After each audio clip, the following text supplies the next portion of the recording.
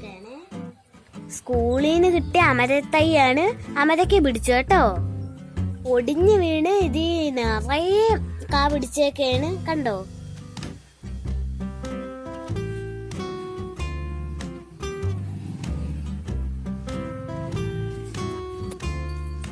ഇതും സ്കൂളിൽ നിന്ന് കിട്ടിയ മുളവാണ്. ഇത് നമ്മൾ പിച്ചയാണ്.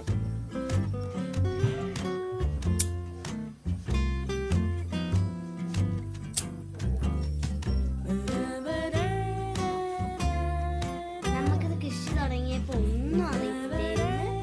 ഇപ്പം നമ്മൾ ഇത് വെച്ച് പിടിപ്പിച്ച് എല്ലാം തുടങ്ങിയപ്പോ നല്ലപോലെ എല്ലാം അറിയാം. ഇതിന്റെ കാര്യങ്ങളെല്ലാം അറിയാം. കൂട്ടുകാരും ഇങ്ങനെ